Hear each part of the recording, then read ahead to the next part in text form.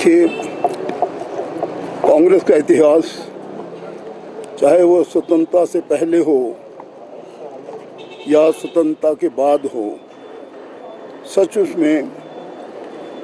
बहुत बड़े बड़े बलिदानों के उदाहरण हैं जिन्हें हम दे सकते हैं और इतिहास इसका साक्षी भी है। आज हम हमारे youngest prime minister of India स्वर्गीय राजीव गांधी जी की पुण्यतिथि पर यहाँ एकत्रित हुए हैं। उनका एक प्रकार से बलिदान दिवस हमारे पूरे देश को, हमारी उन सब जितनी भी हमारी इकाइयाँ हैं या जितने भी हमारे देशवासी हैं, you should say not only on भाई कांग्रेस लाइन पे है या किसी पार्टी लाइन पे मैं बोल रहा हूँ, ये देशवासियों के लिए, हमारे जो आगे वाली आने वाली जनरेशन है उनके लिए भी एक ऐसा उदाहरण है कि देश की खातिर किस प्रकार किसी दल के दो प्रधानमंत्री राष्ट्र की बलिवेदी पर दान देते हैं, बलिदान देते हैं, अपने प्राण न्यौछावर करते हैं। स्वर्गीय राजीव गांधी जी न केवल अपनी मैं कहता हूँ सद्भावना के लिए या उनके एक जो उनका सट ऑफ आकार था, जो उनके विचार थे, जो उनका व्यवहार था, जो उनके काम थे,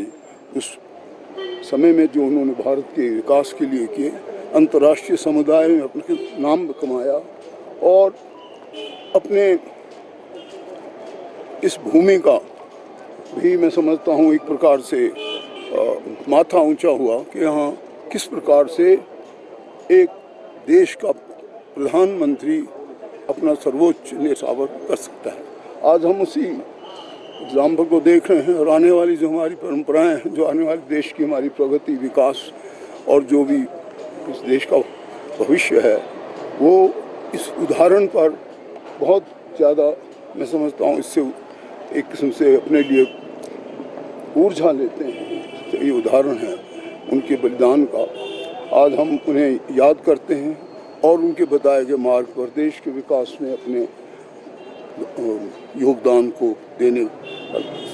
का प्रण भी करते हैं। और जो ये आतंकवाद फैला है, इसीलिए आपने देखा हमने शपथ में चीज़ें की हैं, ये सिर्फ याद अपने आपको की पूरी सम्मानता को दिलाने के लिए,